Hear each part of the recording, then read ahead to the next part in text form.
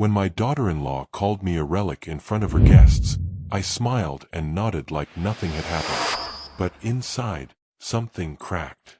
I'm Arthur Langford, 72 years old. A man who spent his whole life believing that respect meant something. That if you worked hard, kept your word, and treated people right, they'd do the same for you. I was wrong. The room buzzed with laughter and clinking glasses. Vanessa stood in the center of her living room, my son's living room, wearing a dress that probably cost more than my first car. Her hair was perfect. Her smile was sharp. And her eyes landed on me like a hawk spotting prey.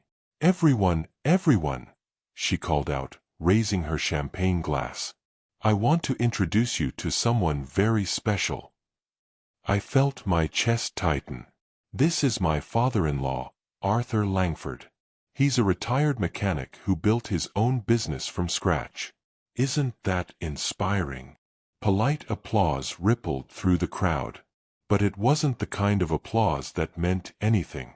It was the kind you give when someone tells you their dog learned a new trick. Hi viewers, kindly tell us where you're watching from and what time it is. Warm welcome to the family. Enjoy the story.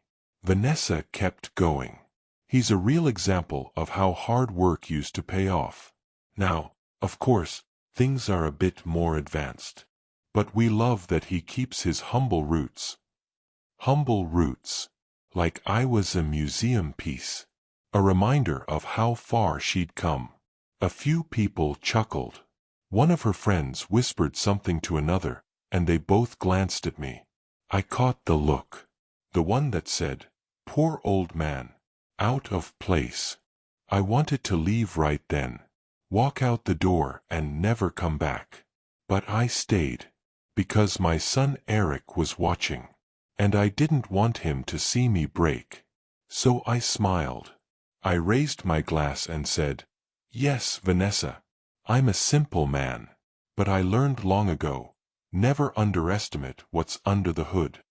She laughed. Light and dismissive. "Oh, Arthur. Always the mechanic." The room moved on.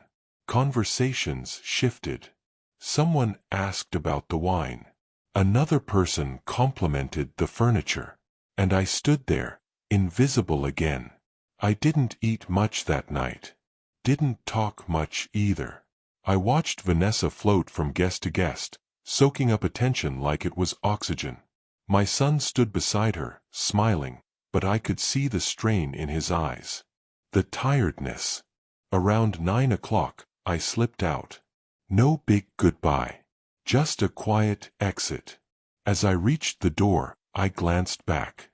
Vanessa was laughing at something one of her friends said. She didn't even notice I was leaving. But I noticed her. I noticed everything. The drive home was quiet. The kind of quiet that makes you think too much. I kept replaying her words in my head. Humble roots. Used to pay off. We love that he keeps his. I gripped the steering wheel tighter. For 45 years, I worked myself raw. Started with nothing. Built something. Raised a son. Buried a wife. And somewhere along the way, I learned that the loudest people in the room are usually the emptiest. Vanessa didn't know that yet. But she would. When I got home, I poured myself a glass of whiskey and sat in my armchair. The same one Margaret used to curl up in while reading. The house felt too big without her. Too quiet. I thought about calling Eric.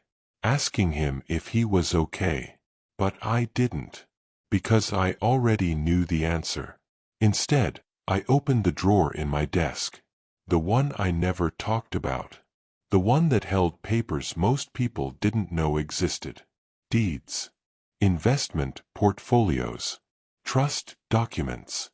I wasn't just a retired mechanic. I was the man who quietly built an empire while everyone else was busy talking. And Vanessa. She thought she'd won that night. But she had no idea who she was dealing with. Have you ever been disrespected by someone you helped? Someone who thought you were beneath them? Drop a comment and let me know, because what happened next changed everything. I wasn't always the quiet man sitting in the corner. There was a time when I was louder, younger, angrier. I grew up in a small town in Pennsylvania where the factories ran day and night, and the only thing people respected was sweat. My father worked in a steel mill for 30 years. Came home every night with hands like sandpaper and a back that wouldn't straighten. He died at 53. Heart attack.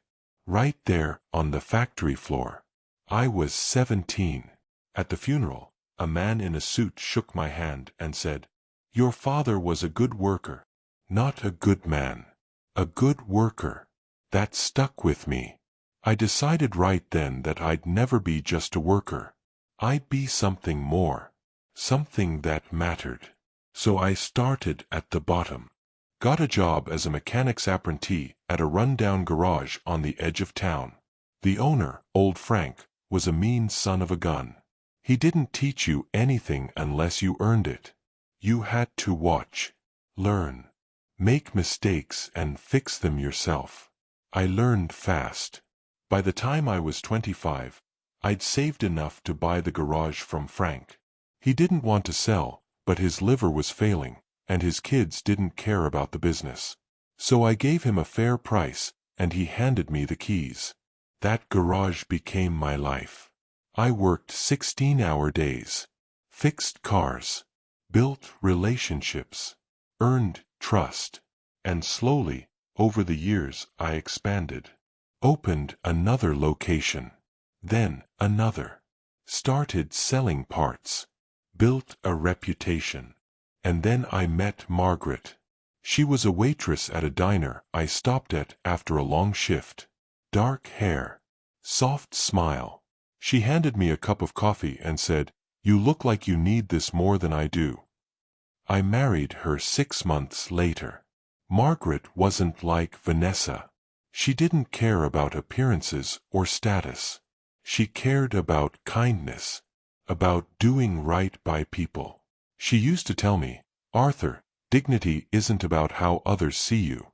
It's about how you see yourself when no one's watching." I tried to live by that. We had one son, Eric. He was everything to us. Smart, curious, kind-hearted. We raised him to respect people, to work hard, to never look down on anyone. When Margaret got sick, it broke something in me. Cancer. Fast and brutal. She fought for 2 years before it took her. Eric was devastated. So was I. For a while, I thought we'd both drown in the grief. But then he met Vanessa. She walked into his life like a breath of fresh air.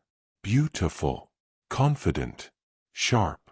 She had this way of making Eric laugh again, of pulling him out of the darkness. I liked her at first. Or maybe I wanted to like her. The first time we met, she suggested a fancy restaurant downtown. The kind of place where they don't list prices on the menu. I wore my best suit, an old one, but clean and pressed. When I walked in, she looked me up and down. Just for a second. But I caught it. "You clean up nicely," she said, smiling. "Eric said you're retired now. Must be nice to just relax." Relax. Like I'd spent my whole life doing nothing. I smiled back. Retired, yes. Relaxed. Not yet. Old habits die hard. She didn't like that answer. I could tell. Over the next few months, I started noticing things. Little things. The way she'd dismiss my stories at dinner. The way she'd interrupt me when I was talking. The way she'd glance at Eric whenever I offered an opinion, like she was saying, "Can we move on?" At Thanksgiving, I brought a bottle of wine. Not expensive, but good. She took it, smiled, and said, "Oh, you didn't have to bring that. We already have one, just newer." At Christmas, I told a story about Margaret. About the first Christmas we spent together. Vanessa cut me off halfway through and said, That's sweet, Arthur. But we should probably start opening gifts before it gets too late. Eric didn't say anything. He just looked at his plate. And I realized he was scared of her. Not in a violent way, but in the way that happens when someone slowly convinces you that your voice doesn't matter, that your past is irrelevant, that you're just in the way. One night, I was helping Eric fix a leaky faucet in his kitchen. Vanessa was in the other room on the phone with a friend. I heard her laugh and say, "Yeah, Arthur's here, trying to be useful. It's cute, really. Eric says he's worried about leaving him alone too much. Like he's a burden we'll have to carry." Eric didn't hear it. He was under the sink. But I did. And that's when I realized silence would no longer be my weapon. Would you have stayed quiet like I did? Or would you have spoken up right then? Tell me in the comments, because what I did next, I can't take back. The small cuts hurt the most. It wasn't one big moment. It was 100 little ones. Death by 1,000 paper cuts, Margaret used to say. Every family dinner became a performance. Vanessa would sit at the head of the table, Eric's table, in Eric's house, and hold court like she owned the place. One Sunday, I brought homemade apple pie. Margaret's recipe. I'd spent the morning making it, even though my hands aren't what they used to be. Vanessa took one look at it and said, "Oh, Arthur, how thoughtful. But we're trying to eat healthier these days. Too much sugar, you know." She didn't even taste it. Eric ate a slice later, alone in the kitchen. He told me it was delicious, but he said it quietly, like he didn't want her to hear. Another time, I mentioned a news story I'd read. Something about the economy. I'd spent years running a business, so I knew a thing or two.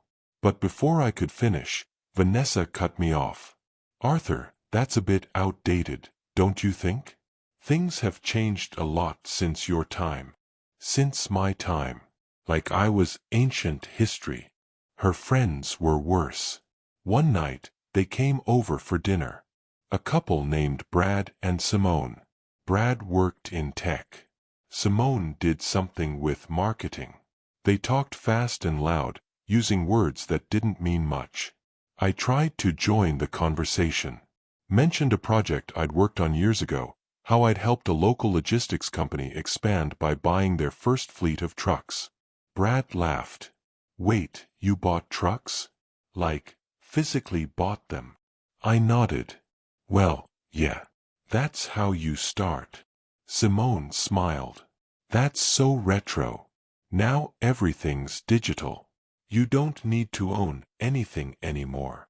Vanessa jumped in. "See, Arthur? The world's moved on. But it's sweet that you still think that way." Sweet. I hated that word. Eric didn't defend me. He just sipped his wine and stared at the table. That night, after everyone left, I stayed behind to help clean up. Eric was loading the dishwasher. Vanessa had gone upstairs. "You okay, son?" I asked. He didn't look at me. "Yeah, Dad. I'm fine." "You don't look fine." I said I'm fine. I let it go. But I shouldn't have. A few weeks later, I stopped by unannounced. I had some tools Eric had asked to borrow, and I figured I'd drop them off. When I got there, Vanessa answered the door. She wasn't happy to see me. "Arthur." "Hi. We weren't expecting you." "I know. Sorry. Just brought Eric's tools." She took them without inviting me in. "Thanks. He's at work right now." I nodded. "Okay. Well, tell him Arthur, can I ask you something?" I stopped. "Sure." She stepped outside and closed the door behind her. "Do you think maybe you could call before you come over? Just so we know you're coming." I felt my jaw tighten. I didn't think I needed to. "It's not that you need to. It's just, We have our own lives, you know? And it's a little awkward when you just show up. Awkward. I nodded slowly. Got it. Great. Thanks for understanding. She went back inside. The door clicked shut. I stood there for a minute, holding my empty hands, feeling like I'd been erased. When I got home, I sat in my chair and stared at the wall. Margaret's voice echoed in my head. Arthur, dignity isn't about how others see you. But what if they don't see you at all? That night, I couldn't sleep. I kept replaying every moment, every dismissal, every laugh at my expense. And then I thought about something Eric had said a few months ago. We were sitting on his porch, just the two of us. He looked tired. Dad, he said, do you ever feel like you're not enough? I didn't know what to say. I work hard, he continued. I try to make her happy. But no matter what I do, it's never enough. I put my hand on his shoulder. Son, if someone makes you feel small, it's not because you are. It's because they need you to be. He nodded. But he didn't believe me. A week later, I overheard something I wasn't supposed to. I was at their house again, invited this time, for Eric's birthday. Vanessa was in the hallway on the phone. I was in the living room, but the walls were thin. Yeah, he's here, she said. Arthur. I swear, he's like a shadow. Always hovering. Eric feels guilty, so he keeps inviting him. But, honestly, he's just a burden we're going to have to deal with eventually. I froze. I know, right? She continued. I mean, I love Eric. But his dad. He's stuck in the past. It's exhausting. I didn't hear the rest. I grabbed my coat and left before anyone noticed. On the drive home, my hands shook. Not from anger. From resolve. Because that night, I made a decision. I wasn't going to argue.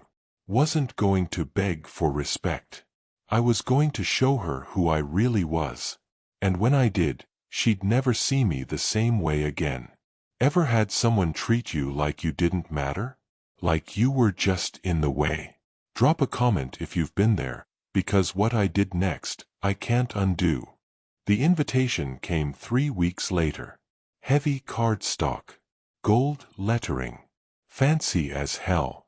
You're cordially invited to an evening of celebration at the residence of Eric and Vanessa Langford. I almost threw it in the trash. But then I read the fine print. It wasn't just a family dinner. It was a party. Vanessa had invited a dozen people, her friends, Eric's colleagues, even her parents. And me. The retired mechanic. I knew what this was. Another performance. Another chance for her to show off her life while subtly reminding everyone that I was a relic from a simpler time. But this time, I wasn't going to sit quietly. I showed up on time. Wore my best suit again. Drove my old truck, because I'd never been ashamed of it. When I walked in, the house was buzzing. Music played softly in the background. People stood in clusters, holding wine glasses and laughing at jokes I couldn't hear. Vanessa spotted me immediately. Arthur, she called out, walking over with a bright smile. You made it. She kissed me on the cheek. It felt like ice. I was hoping you'd wear something comfortable, she said, glancing at my suit. You know, for your age. A few people nearby chuckled. I smiled. I'm plenty comfortable, Vanessa. Thanks for asking. She led me into the living room. The crowd parted slightly, and I felt their eyes on me. Assessing. Judging. Vanessa raised her voice. Everyone, everyone. I want you to meet someone very special. Here we go. This is my father-in-law, Arthur Langford. He's a retired mechanic, built his own business from scratch. Isn't that inspiring? Polite applause. Empty smiles. She wasn't done. He's a real example of how hard work used to pay off. Now, of course, things are a bit more advanced. But we love that he keeps his humble roots. Humble roots. Again. I felt the heat rise in my chest. But I kept my face calm. Someone in the crowd, Brad, the tech guy, chimed in. That's awesome, Arthur. Must have been tough back then without all the tools we have now. I nodded. It was. But we made do. Vanessa laughed. See. That's what I love about Arthur. He's so grounded. So old-fashioned. Old-fashioned. Code for irrelevant. I looked around the room. Saw the pity in some eyes. The amusement in others. And then I saw Eric. He stood in the corner, holding a beer, staring at the floor. He looked miserable. That's when I decided. I cleared my throat. You know, Vanessa, you're right. I am old-fashioned. She smiled, thinking she'd won. I believe in things like honesty, I continued. Integrity. Keeping your word. And never underestimating people based on how they look. Her smile faltered. I've learned over the years, I said, looking around the room, that the loudest people are often the emptiest. And the quietest ones? They're the ones you should never underestimate. Silence. Vanessa forced a laugh. Well, that's very philosophical, Arthur. I smiled. Just something my wife used to say. The moment passed. The crowd moved on. But I saw it. The flicker of doubt in Vanessa's eyes. She didn't know what I meant. But she would. I stayed for another hour. Didn't say much. Just watched. Listened. At one point, I found Eric alone on the back patio. You okay, son? I asked. He sighed. Yeah, Dad. Just tired. Tired of what? He didn't answer. I put a hand on his shoulder. You know, your mother used to tell me, if someone makes you feel small, it's because they're scared you'll realize how big you really are. He looked at me. Really looked at me. I don't feel big, Dad. That's because you're not done growing yet. He nodded. But I could see the doubt. Around 10, I decided to leave. I said my goodbyes, quiet, unnoticed. As I reached the front door, I glanced back one last time. Vanessa stood in the center of the room, laughing at something someone said. Her hand rested on Eric's arm, possessive and proud. But Eric wasn't laughing. He was staring at the floor again. And I knew, this had to end. On the drive home, I made a decision. I wasn't going to confront her. Wasn't going to yell or argue or make a scene. I was going to do something much worse. I was going to let her see exactly who I was. And when she did, her carefully built world would crumble. Have you ever been humiliated in front of people who should have had your back? Tell me in the comments, because what I did next changed everything. The next morning, I made a phone call. Arthur Langford for Jonathan Pierce. Jonathan was my attorney. Had been for 20 years. Sharp as a knife and loyal as they come. Arthur, he said warmly, what can I do for you? I need to make some changes to my estate. Silence. What kind of changes? The kind that matter. We met at his office 2 days later. Oak desk. Leather chairs. The smell of old books and coffee. I pulled out a folder I'd brought from home. Inside were deeds, investment portfolios, trust documents, things most people didn't know existed. Jonathan scanned through them, his eyebrows rising. Arthur, this is substantial. I know. And you want to restructure the trust? I do. He leaned back. Can I ask why? I thought about Vanessa. About the way she looked at me. The way she spoke to me. The way she made my son feel small. Because I need to make sure the right people inherit what I've built. And I need to make sure the wrong people don't. Jonathan nodded slowly. Understood. We spent the next 2 hours going through every detail. I changed the terms of the trust. Eric would still inherit, but only if he demonstrated responsibility. If he stayed with Vanessa and let her drain him dry, the assets would revert to charity. And Vanessa? She'd get nothing. Not a dime. Jonathan looked at me carefully. Arthur, this is pointed. Are you sure? I'm sure. He signed off on the changes. It'll take a few weeks to process. But once it's done, it's ironclad. Good. As I left his office, I felt lighter. Like I'd finally taken control. But there was something else I needed to do. That weekend, I stopped by Eric's house. This time, I called first. "Hey, Dad," Eric said when he answered. He sounded tired. "What's up?" I wanted to talk. Just the two of us. Got a minute? Yeah. Come over. When I arrived, Vanessa wasn't home. Eric said she was out with friends. Good. We sat on the back patio. The same spot where we talked at the party. "Son, I need to ask you something." He looked at me, wary. "Okay. Are you happy?" He didn't answer right away. "I don't know," he finally said. "That's not a yes." "No, it's not." I leaned forward.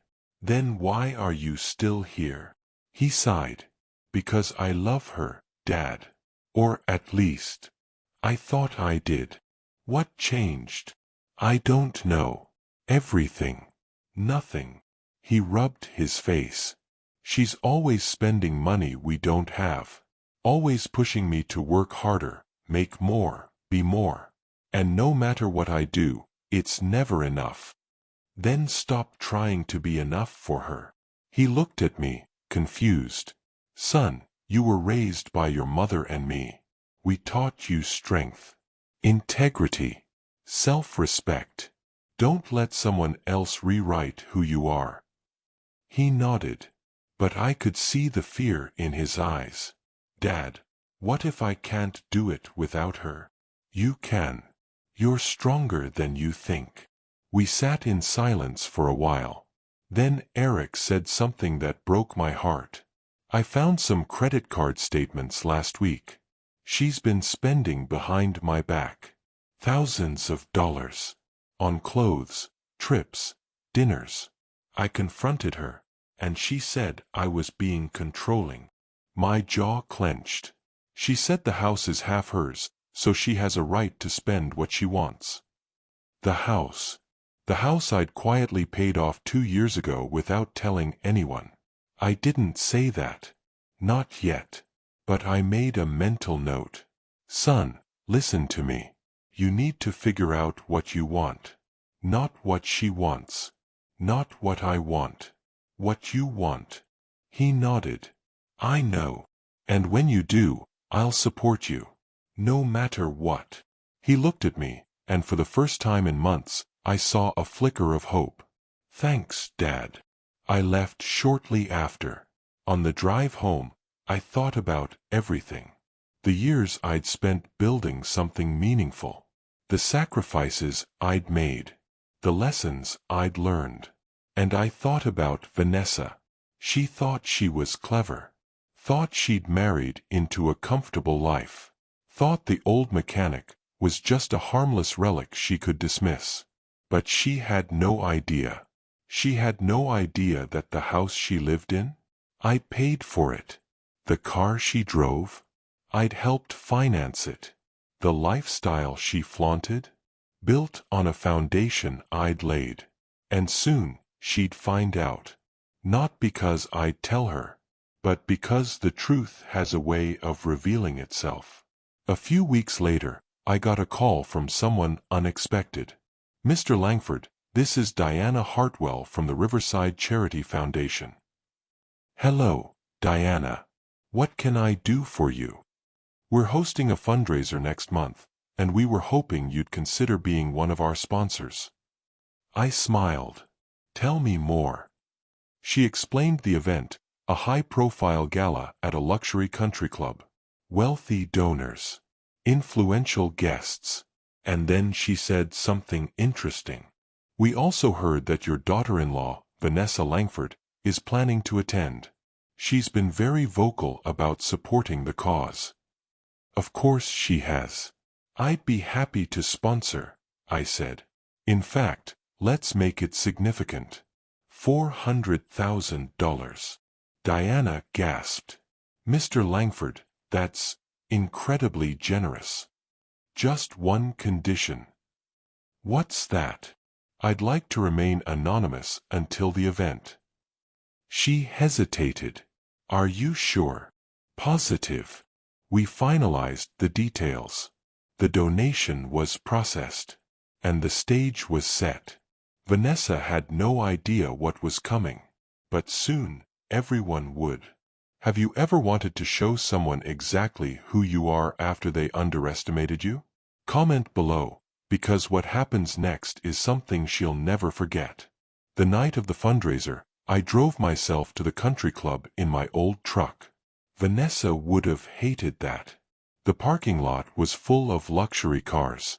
Mercedes, BMWs, Teslas. My truck looked like it had wandered in from another century. Perfect. I walked through the main entrance wearing a simple black suit. Nothing flashy. Nothing that screamed money. The ballroom was stunning. Crystal chandeliers. White tablecloths. A string quartet playing softly in the corner. And there, in the center of it all, was Vanessa. She wore a red dress that probably cost more than most people's monthly rent. Her hair was swept up. Her jewelry sparkled under the lights. She was holding court with a group of women, laughing at something one of them said. I stood near the back, watching. She hadn't noticed me yet. A woman approached me. Mid-40s. Professional smile. Name tag that read Diana Hartwell. Mr. Langford, she said warmly, extending her hand. I'm so glad you could make it. Wouldn't miss it. She glanced toward Vanessa. Your daughter-in-law is quite the socialite. She's been talking about this event for weeks. I'm sure she has. Diana leaned in slightly. Are you ready for the announcement? I nodded. Let's do it. She walked to the front of the room and tapped a microphone. The crowd quieted. Good evening, everyone. Thank you so much for being here tonight. Your generosity means the world to us. Polite applause. Before we begin dinner, I'd like to recognize a very special guest. Someone whose contribution has made this entire event possible. Vanessa's smile widened. She straightened her shoulders, ready to accept praise. Diana continued. This individual donated over $400,000 to our foundation. Without them, we wouldn't be standing here tonight. Gasps rippled through the crowd. Vanessa's eyes darted around the room, searching for who it might be. Ladies and gentlemen, please join me in thanking our principal benefactor, Mr. Arthur Langford. Silence. Then applause. Loud and genuine. Every head turned toward me. Vanessa's face went white. I walked to the front slowly, calmly, like I'd done this 100 times before. Diana shook my hand. Mr. Langford, we are so grateful for your incredible generosity. I smiled. I believe in giving back. My late wife always said, those who forget where they came from lose the right to lead. The crowd erupted in applause again. I glanced at Vanessa. Her mouth was slightly open. Her champagne glass trembled in her hand. For the rest of the evening, everything shifted. People approached me, shook my hand, asked about my investments, thanked me for my support. Suddenly, I wasn't the retired mechanic. I was the man everyone wanted to know. One of Vanessa's friends, Simone, the marketing woman, came over with wide eyes. Mr. Langford, I had no idea you were so involved in philanthropy. I smiled. I prefer to keep things quiet. That's so admirable. You must tell me more about your business ventures. Before I could answer, another guest interrupted. Then, another. Vanessa stood alone near the dessert table, watching. Her world had just flipped upside down. Around 10 o'clock, I found myself near the bar. Vanessa approached. Her smile was tight, forced. "Arthur," she said quietly, "I didn't know you were involved with this event." "You never asked." Her jaw clenched. "Why didn't you tell me you were donating?" "Why would I?" "Because I'm family." I looked at her. Really looked at her. Family respects each other, Vanessa. Family doesn't humiliate each other in front of guests. Family doesn't treat people like they're disposable. Her face flushed. "I never." "Yes, you did." She opened her mouth to respond, but someone called my name from across the room.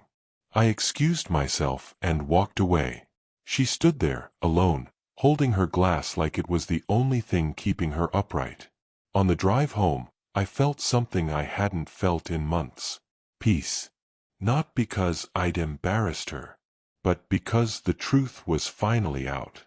I wasn't the man she thought I was. And now, everyone knew it. Have you ever wished you could show someone who underestimated you exactly who you really are? Drop a comment and let me know, because the fallout from this night was just beginning. The next few weeks were strange. People I hadn't heard from in years started calling. Friends of friends. Business contacts. People who suddenly remembered I existed. Vanessa, on the other hand, went silent. No more family dinners. No more invitations. Just nothing. Eric called me one afternoon. "Dad, can we talk?" Of course. We met at a diner near his office. The kind of place with vinyl booths and coffee that tasted like burnt rubber. He looked exhausted. "What's going on, son?" He stirred his coffee, not looking at me. "Vanessa's been different since the fundraiser." "Different how?" "Quiet. Angry. She won't talk to me. Just stays in her office or goes out with her friends." I didn't say anything. "And people keep asking me about you," he continued. "About your businesses. Your investments. I didn't even know half of it. I didn't want to make a big deal out of it." He looked at me, hurt flashing in his eyes. "Why didn't you tell me?" "Because it wasn't about me. It was about you. About building something you could be proud of. But you let everyone think you were just a mechanic." "I was a mechanic. That's where I started. Everything else came later." He shook his head. "I don't even know who you are anymore." That stung. "I'm the same man I've always been, Eric. I just don't need to announce it." He was quiet for a long time. Then he said, "I found more credit card statements. She's been hiding them. Maxed out. All of them." My hands tightened around my coffee cup. "How much?" $60,000. "That I know of." I felt my blood pressure rise. "And when I confronted her," he continued, "she said it was my fault. That I don't make enough money. That I'm not ambitious enough. Son." She said if I were more like you, we wouldn't have these problems. But the whole time, she had no idea who you really were. The irony wasn't lost on me. "What are you going to do?" I asked. He sighed. "I don't know, Dad. I really don't. You know what your mother would say." He smiled faintly. "Yeah. She'd say if someone makes you feel small, it's not because you are." "Exactly. We sat in silence for a while. Then Eric said something that shocked me. I think I need to leave her. I looked at him, saw the pain in his eyes, the exhaustion. Then leave. But what if I can't make it on my own? You can. You're stronger than you think. He nodded, but I could see the doubt. A week later, things got worse. Vanessa showed up at my house, unannounced. I opened the door, and there she was. No smile, no pretense. We need to talk, she said. About what? About you. About what you did at that fundraiser. I stepped aside. Come in. She walked into my living room, arms crossed, defensive. You humiliated me, she said. I didn't do anything to you, Vanessa. I donated to a charity. You made me look like a fool. You did that yourself. Her face turned red. You've been hiding who you are this whole time. Why? Because I don't need to prove anything to anyone. But you let me think you were just some old man with nothing. I never said that. You assumed it. She stared at me, furious. And for the record, I continued, I paid off your house 2 years ago. The car you drive. I helped finance it. The lifestyle you've been flaunting? Built on money I gave Eric to help him start his life with you. Her mouth opened, closed. You, what? I wanted to help my son. I didn't do it for credit. I did it because that's what family does. She looked like she'd been slapped. But I didn't do it so you could drain him dry, I added. I did it so he could build a life. Not so you could destroy him. She stepped back. You don't know anything about us. I know enough. She turned to leave, then stopped at the door. You're going to regret this, Arthur. I smiled. No, Vanessa. You are. She slammed the door behind her. But the damage was done. Because 2 days later, Eric called me. Dad, I found something. What? Bank statements. She has an account I didn't know about. She's been transferring money out of our joint account for months. My heart sank. How much? $80,000. I closed my eyes. Eric, you need to get a lawyer. Now. I know. And just like that, the mask finally slipped. Vanessa wasn't just careless. She was calculated. And now, Eric was starting to see it. Have you ever discovered someone you trusted was hiding the truth? Tell me in the comments, because what Eric found next shattered everything. Eric filed for divorce 3 weeks later. I didn't push him. Didn't tell him what to do. Just stood beside him while he made the hardest decision of his life. The day he told Vanessa, I wasn't there. But he called me afterward. Dad, she lost it. What happened? She screamed. Said I was throwing away everything we built. That I'd regret it. That I was making a huge mistake. How do you feel? He was quiet for a moment. Relieved. That one word said everything. But Vanessa wasn't done. Over the next few weeks, she tried everything. Crying, begging, blaming. She called Eric 12 times a day. Sent him long texts about how much she loved him. How she'd change. How it was all a misunderstanding. But Eric didn't respond. He'd finally seen the truth. One afternoon, she showed up at his workplace. Caused a scene in the lobby. Security had to escort her out. Eric was embarrassed, angry, but also free. She's not the woman I thought she was, he told me one night over dinner. No, she's not. I feel like an idiot, Dad. How did I not see it? Because you loved her. And love makes you blind sometimes. He nodded. Did you ever feel that way with Mom? I smiled. Your mother was the most honest person I ever met. She didn't have a deceptive bone in her body. I wish I'd found someone like that. You will. When you're ready. The divorce proceedings were brutal. Vanessa fought for everything. The house. The car. Half of Eric's retirement. Her lawyer was aggressive. Nasty. Made Eric out to be controlling and withholding. But Eric's lawyer was smarter. They had the bank statements, the hidden accounts, the credit card debt. And when the judge saw it all laid out, the case shifted. Vanessa got nothing but what was legally hers. And even that was less than she expected. The house stayed with Eric. Because it was paid off by me, and I had the paperwork to prove it. The car sold to pay off some of the debt she'd accumulated. Her lifestyle over. One evening, a few months after the divorce was finalized, Eric and I sat on my back porch. The sun was setting. The air was cool, peaceful. "I'm sorry, Dad," Eric said. "For what?" "For not seeing it sooner. For letting her treat you the way she did.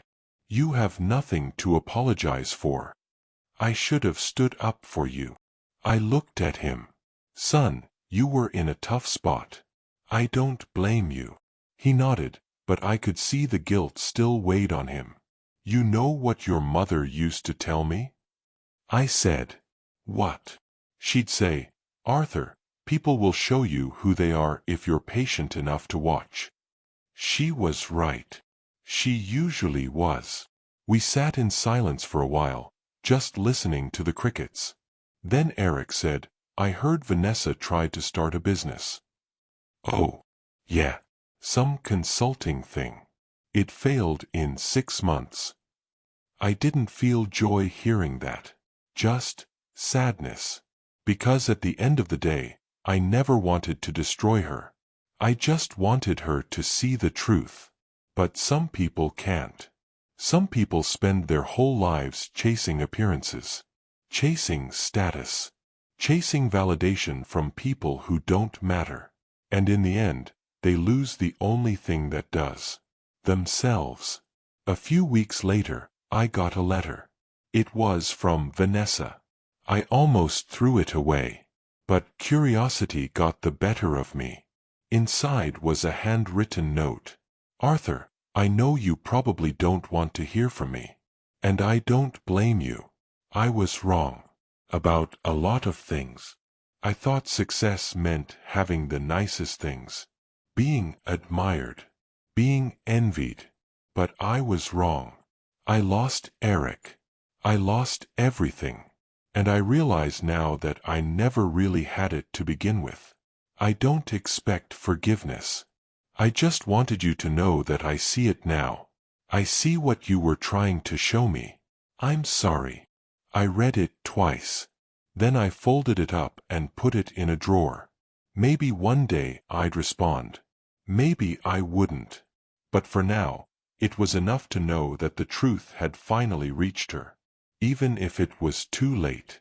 Have you ever had someone realize they were wrong, but only after they'd lost everything? Drop a comment below, because the final lesson I learned from all this changed me forever. 6 months after the divorce, Eric moved into a small apartment downtown. Nothing fancy. Just a one-bedroom with hardwood floors and a view of the city. He seemed lighter, calmer. One Saturday, he invited me over for lunch. We sat on his tiny balcony, eating sandwiches and watching the world go by. "How are you doing, son?" He smiled. "Better. A lot better." "Good. I've been thinking a lot," he said. "About Mom. About you. About what it means to actually build something. And I think I've been chasing the wrong things.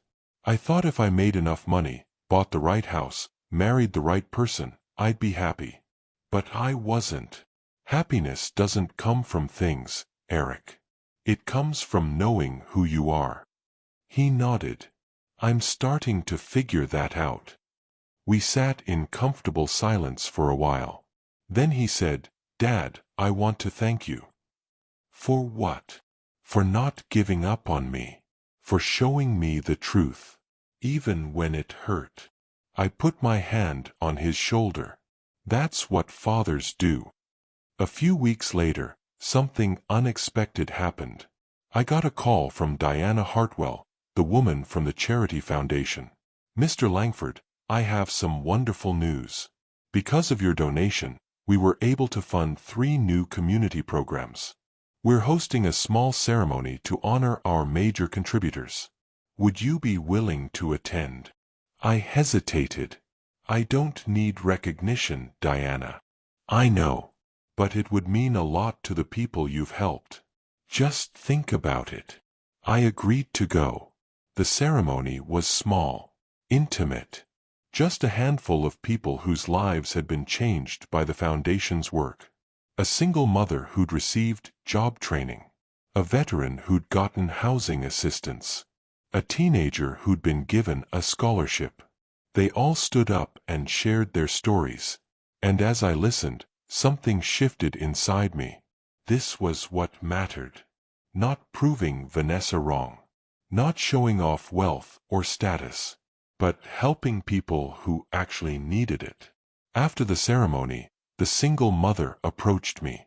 She had tears in her eyes. "Mr. Langford, I just want to say thank you. Because of you, I was able to get a job and keep my kids fed. You saved us." I didn't know what to say. "You didn't save me," I finally said. "You saved yourself. I just gave you a chance." She hugged me, and for the first time in a long time, I felt like I'd done something that truly mattered. On the drive home, I thought about Margaret. She would have loved that moment. She always said the best way to honor your blessings was to share them. I'd spent so many years building wealth quietly, keeping it hidden, protecting it. But maybe it was time to let it do some good. That night, I called Jonathan, my attorney. "I want to set up a foundation," I said. "A foundation?" "Yes. For people who need a second chance. Job training, education, housing assistance. Whatever it takes." "Arthur, that's ambitious." "I know. But I've got the money. And I've got the time. Why not?" He paused. "All right. Let's do it." Over the next few months, we built it from the ground up. The Margaret Langford Foundation. Named after my wife. We funded programs, hired staff, connected with communities. And slowly, quietly, it started to make a difference. Eric helped too. He volunteered on weekends. Helped organize events. Found his purpose again. One evening, we were sorting through donation requests when he looked at me and said, "Dad, I think Mom would be really proud of this." I smiled. Yeah, I think she would. Life wasn't perfect, but it was good. I'd learned that revenge wasn't about destroying someone. It was about choosing to rise above them. And sometimes, the best revenge was simply living well. Building something meaningful. Leaving a legacy that mattered. Vanessa had wanted to humiliate me. To make me feel small. But all she did was reveal herself. And in the end, I didn't need to say a word. The truth spoke for itself. Have you ever turned pain into purpose? Turned betrayal into something beautiful? Share your story in the comments, because the final chapter will show you why this journey mattered more than I ever expected. 2 years later, I stood on the porch of my cabin. The same one Margaret and I used to visit every summer. The lake stretched out in front of me, still and peaceful.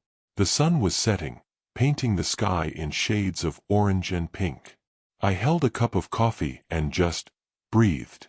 It had been a long road, full of pain, full of lessons. But I'd made it.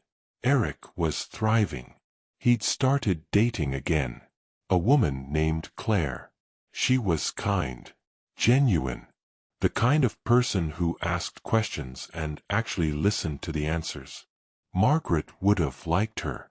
The foundation was growing too. We'd helped over 200 people in the past year alone, given them jobs, education, hope, and me. I was finally at peace. I'd learned something important through all of this. Respect isn't something you demand. It's something you earn. Through your actions. Through your character. Through the way you treat people when no one's watching. Vanessa had tried to humiliate me because she thought power came from status. From appearances. From making others feel small. But real power is quiet. It doesn't need to announce itself. It doesn't need applause. It simply is. I thought about her sometimes. Wondered where she ended up. If she ever found what she was looking for. I heard through the grapevine that she'd moved to another city. Started over. Good for her. I hoped she found peace. Because in the end, I didn't win by destroying her. I won by choosing not to let her destroy me. That evening, Eric came by the cabin with Claire. We sat around the fire pit, roasting marshmallows and telling stories. Claire asked about Margaret. And for the first time in years, I told her story without sadness. I told her about the diner where we met. The coffee she handed me. The way she smiled and said, "You look like you need this more than I do." I told her about our wedding. About raising Eric. About the lessons she taught me. And about how she always believed that dignity wasn't about how others saw you. It was about how you saw yourself when no one was watching. Claire smiled. She sounds like an incredible woman. She was. Eric put his arm around Claire and looked at me. "Dad, I'm glad you're here. I'm glad you didn't give up. I'm glad you didn't either." As the fire crackled and the stars came out, I felt something I hadn't felt in a long time. Gratitude. Not because I'd proven Vanessa wrong. Not because I'd exposed her lies. But because I'd stayed true to myself. I'd built something meaningful. Helped people who needed it. Raised a son who finally understood his own worth. And in the end, that was the only revenge that mattered. The world measures success in noise. In status. In how many people know your name. But I measure it in silence. In peace. In knowing that when I lay my head down at night, I've lived with integrity. Margaret used to say, "Arthur, the quiet ones have the loudest victories." She was right.